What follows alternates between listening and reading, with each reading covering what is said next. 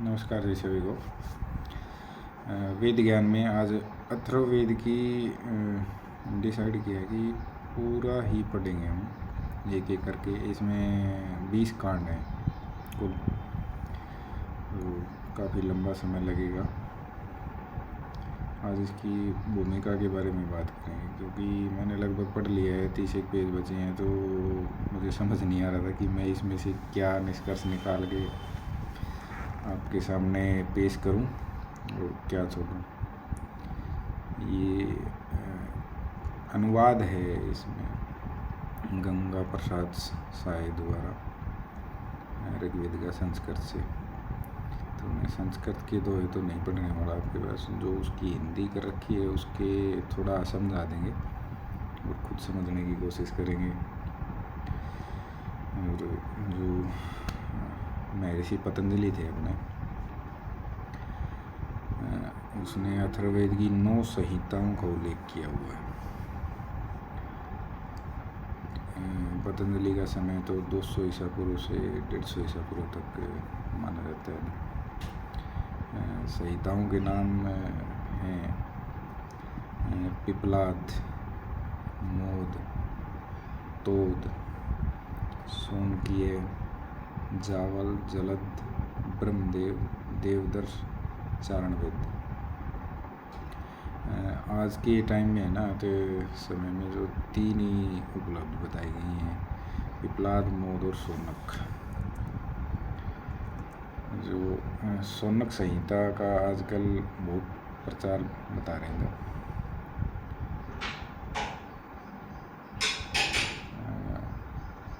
तो उसमें महर्षि कहते हैं कि उसका आधार सोनक संहिता ही है, जो अनुवाद प्रस्तुत किया है इसमें अथर्ववेद का। सोनक संहिता में 20 कांड हैं।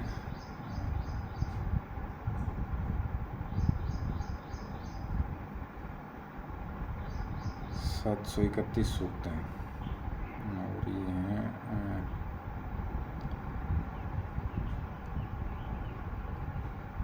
5174 मंत्र। कांडों की स्थिति बताई गई है इसमें इस प्रकार है। ऋग्वेद अथर्ववेद में जो ऋग्वेद से मंत्र लिए गए ना, उनकी संख्या 1200 है। इसमें ऋग्वेद की विषय वस्तु के ऊपर बातचीत की हुई है। इसमें डॉक्टर उमाशंकर शर्मा ऋषि संस्कृत साहित्य का इतिहास में अथर्ववेद की विषय वस्तु का वर्णन किया हुआ है। तो उसमें लिखा है कि प्रथम कांड में विविध रोगों को निवृत्ति, बंधन से मुक्ति, राक्षसों का विनाश, सुख प्राप्ति का निरूपण है। ये है इसमें। द्वितीय कांड में रोग, शत्रु एवं कृमिनाश तथा दीर्घायु की प्रार्थना है। तृतीय कांड में शत्रु सेना का सम्मोहन,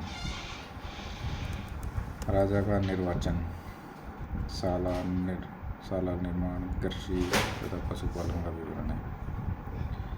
चतुर्थ कांड में ब्रह्म विद्या, विषनाशन, राज्याभिषेक, वृष्टि, पाप मोचन तथा ब्रह्मोदन का वर्णन है। पांचवें कांड में मुख्यतः ब्रह्म विद्या और कृत्य राक्षसी के परिहार से संबंध मंत्र है। छठे कांड में है 200 प्रशासन और अन्य समृद्धि के मंत्र हैं, यानी कि शासन चलाने के। सातवें कांड में है आत्मा का वर्णन है। आठवें कांड में विराट ब्रह्म का वर्णन, मतलब जो पूरा एकदम विराट रूप धारण कर लेना उसका। नौवें में है मधु विद्या, पंचोदन, अज, अतिथि सत्कार, गो महिमायम, यक्षमा का नाश, ये विषय। 10वें में कृत्य निवारण, ब्रह्म विद्या, शत्रुनाश के लिए वर्णमणि, सर्व विनाशन एवं ज्येष्ठ विषनाशन का वर्णन। 11वें में ब्रह्मोदन, रुद्र तथा ब्रह्मचर्य वर्णन। 12 कांड में पृथ्वी सूक्त है, जिसमें भूमि का महत्व वर्णित है। 13वें में पूर्णतः अध्यात्म का प्रकरण है। और चतुर्थ कांड में विवाह संस्करण से संबंध कार्यों का वर्णन। 15वें कांड में वर्ते ब्रह्मा गद्य में वर्णन है। ठीक है। 16वें कांड में दुख मोचन के लिए गद्यात्मक मंत्र है, मतलब कविता के द्वारा नहीं कि जो गद्य में अपने मंत्र देना हो। 17वें में अभ्युदय के लिए प्रार्थना है। और 18वें कांड में पितृमेध से संबंध। 19वें में विविध विषय हैं, यक्ष, नक्षत्र, विविध मणियाँ, छंदों के नाम, राष्ट्र का वर्णन, काल का महत्व। और 20वें में सोमयाग का वर्णन तथा इंद्र की स्तुति है। इसके अंत में 10 सूक्त कुंताय सूक्त के नाम से प्रसिद्ध है। अभी महत्व क्या है अथर्ववेद का? अथर्ववेद की विषय वस्तु शेष तीनों वेदों ऋग्वेद, यजुर्वेद और सामवेद से भिन्न है। ठीक है। इन तीनों वेदों में यज्ञों, देव स्तुतियों, स्वर्ग प्राप्ति आदि को महत्व दिया गया है। इसके विपरीत यानी कि जो बाकी 3 वेद है ना, उनमें है यज्ञ है, देव स्तुति है यानी कि देवों का वर्णन है, और स्वर्ग प्राप्ति का महत्व है। और जो अथर्ववेद है उसमें है औषधियाँ, जादू, टोना टोटका आदि लौकिक जीवन से संबंधित है। काफ़ी समय तक 3 ही वेदों की मान्यता रही है भाई।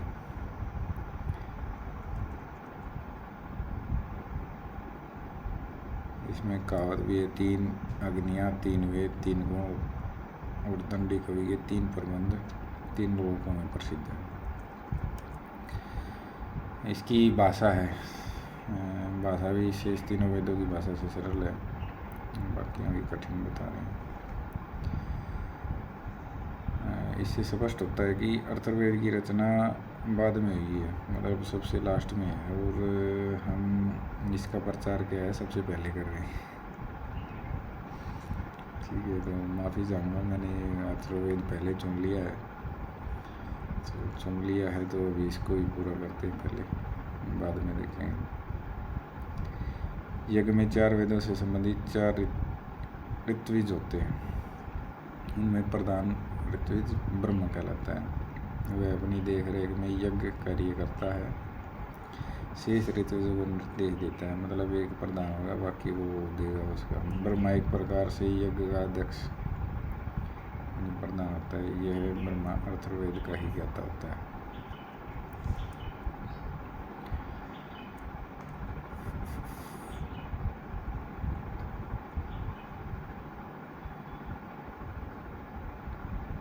इसमें आचार्य बलदेव प्रसाद उपाध्याय ने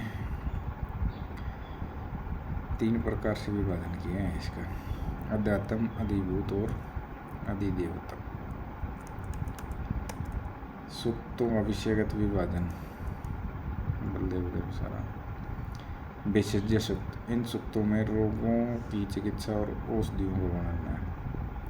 आयुष्य सूक्त, इन सूक्तों में दीर्घ आयु के लिए प्रार्थना की गई है। पौष्टिक सूक्त, इन सूक्तों में घर बनाने, हल जोतने, बीज बोने, अनाज उत्पन्न करने आदि का वर्णन है। प्रायश्चित सूक्त, इन सूक्तों में अनेक प्रकार के पाप निषिद्ध कर्मों के प्रायश्चित का वर्णन है। स्त्री क्रम सूक्त,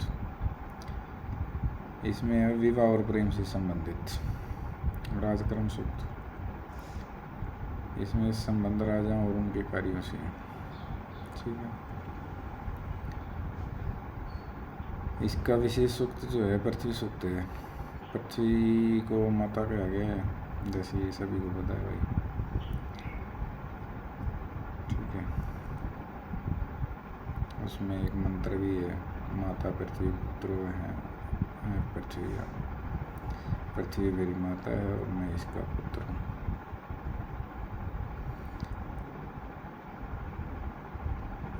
इस प्रकार की भावना जो है बाकी तीनों वेदों में किसी में नहीं है। जहाँ तक संभव हुआ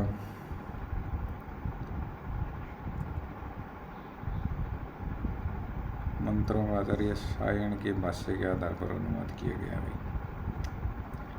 गंगा साहे शर्मा हैं डॉक्टर साहब अपने, उन्हीं के अनुवाद को मैं यहाँ पे थोड़ा सरल करके आपके सामने प्रस्तुत कर रहा हूँ। हम इसके पहले कांड के बारे में थोड़ा पढ़ेंगे।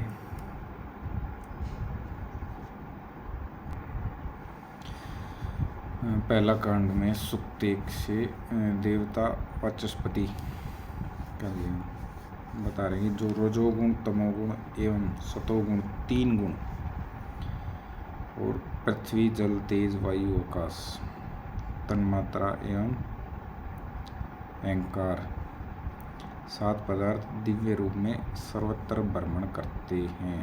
वाणी के स्वामी ब्रह्मा उन तत्वों और पदार्थों को दिव्य शक्ति मुझे दे। ये मतलब याचना की हुई इस चीज की। आगे है, हे वाणी के स्वामी ब्रह्मदेव, आप दिव्य मन के साथ मेरे समीप आइए। हे प्राण के स्वामी ब्रह्मा, इच्छित फल देकर मुझे आनंदित कीजिए। मेरे द्वारा अध्ययन किए गए वेद शास्त्र धारण करने की मुझे बुद्धि दीजिए। ये याचना कर रहा है याचक, जो हमें करनी चाहिए। आगे, ये वाणी के स्वामी ब्रह्मा, जिस प्रकार धनुष की डोरी चढ़ाने से उसके दोनों सिरे समान रूप से खिंच जाते हैं, यानी कि वह धनुष आजकल तो नहीं होगा, लेकिन पुरानी अपने महाभारत में देखा होगा कि वो पतंग चढ़ती है, डोरी खींचते हैं ना, तो उसके दोनों कोने एक समान ही खींच जाते हैं। तो इसी प्रकार विनती कर रहे हैं कि उसी प्रकार मुझे वेद शास्त्र धारण करने की शक्ति एवं आनंदों को के इच्छित साधन प्रदान करो, यानी कि मैं वेद शास्त्रार्थ कर सकूं, इसको धारण करने की शक्ति मुझ में मिल जाए और उससे जो है आनंद का भोग हो। ठीक है। वाणी के स्वामी ब्रह्मा का हम आह्वान करते हैं। हमारे द्वारा आह्वान किए गए ब्रह्मा हमें अपने समीप बुलाएं। हम संपूर्ण ज्ञान से सदैव ही युक्त रहें तथा कभी दूर न हों। ठीक है, पहले तो प्रार्थना है इसमें शुरू में। इसका सूक्त 2 है, देवता पर्जन्य। देवता पर्जन्य ही है। इसमें जड़ चेतना सबका पोषण करता एवं सबको धारण करने वाला बादल बाण का पिता है तथा सभी तत्वों से युक्त पृथ्वी इस बाण की माता है। तात्पर्य ये है कि बादल और पृथ्वी दोनों से बाण मतलब शक्ति की उत्पत्ति होती है, यह बात हम जानते हैं। हे धनुष की निंदनीय डोरी, तुम हमारी ओर न झुककर हमारे शत्रुओं की ओर झुको। हे देवपति, हमारे शरीरों को पत्थर के समान सुदृढ़ बनाओ। हमें शत्रुओं के द्वेषपूर्ण कर्मों से दूर रखो एवं हमारे शत्रुओं का बल नष्ट करो। इससे प्रार्थना चल रही है भाई, तो ध्यान दे लेना थोड़ा सा। आगे, हे इंद्र, जिस प्रकार गर्मी से व्याकुल गायें वट वृक्ष की छाया में शरण लेती हैं, उसी प्रकार हमारे शत्रुओं के द्वेषपूर्ण बाण हमसे दूर रहकर उन्हीं के समीप जाएं। मतलब कोई बुरी शक्ति है, बाण है हमारी तरफ ना आके होते हुए जो सोच रहा है हमारी तरफ से, तो उसी की तरफ वापस मुड़ जाएं, ऐसी याचना कर रहे हैं। जिस प्रकार पृथ्वी और दुलोक के मध्य तेज रहता है, उसी प्रकार यह बाण बहुमूत्र, अतिसार यानी दस्त आदि रोगों तथा घावों को दबाए रहे। मतलब बार बार पेशाब ना लगे भाई, दस्त ना लगे, बोलते हैं ना, दस्त लगे इसके डर गया। सूक्त 3 में फिर देवता पर्जन्य है। हम सैकड़ों सामर्थ्यों वाले एवं बाण के पिता पर्जन्य। पर्जन्य का मतलब है बादल को जानते हैं। वाचस्पति तो पृथ्वी था, पर्जन्य बादल हो गए। हे मूत्र रोगी, मैं तेरे मूत्र आदि रोगों को समाप्त करता हूँ। शरीर में रखा हुआ मूत्र बाहर निकल कर पृथ्वी पर गिरे।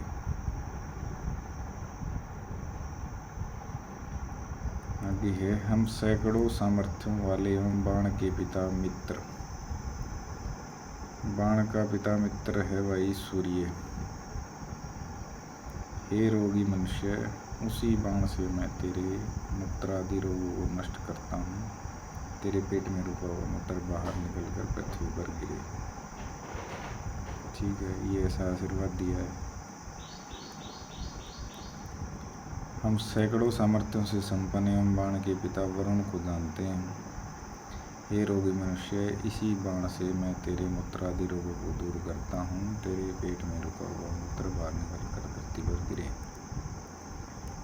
आगे है, हम सैकड़ों शक्तियों वाले एवं बाण के पिता चंद्र को जानते हैं।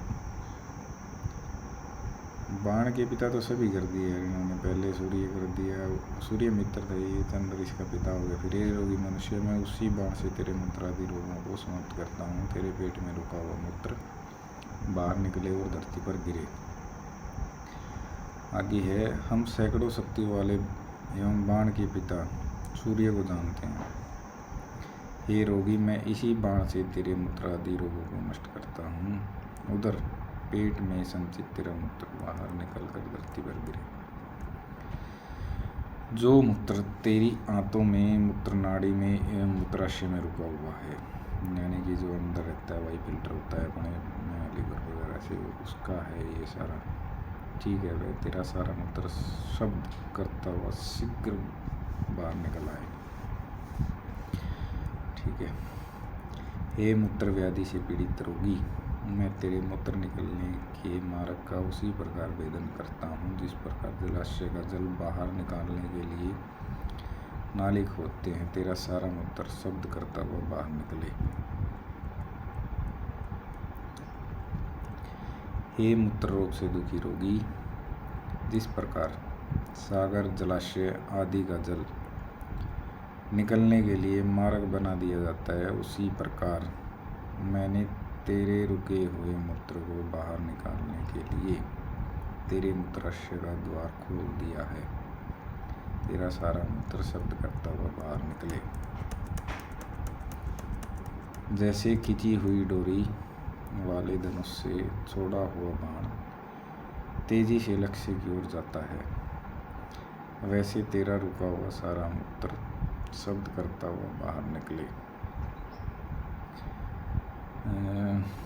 आगे सुखचार आ गया भाई, तो मेरे हिसाब से आज इतना ठीक है। सुखचार को अगले वाले हफ्ते में पढ़ेंगे, नहीं तो काफ़ी लंबा और बोरिंग हो जाएगा। वैसे भी लोगों को आदत नहीं होती इतनी लंबी प्रवचन सुनने की, और इस प्रकार का जैसे मैं गान कर रहा हूँ कि कई तो जैसे देव शक्ति ही आ जाती है, इस प्रकार का कोई मैं प्रचार करता नहीं।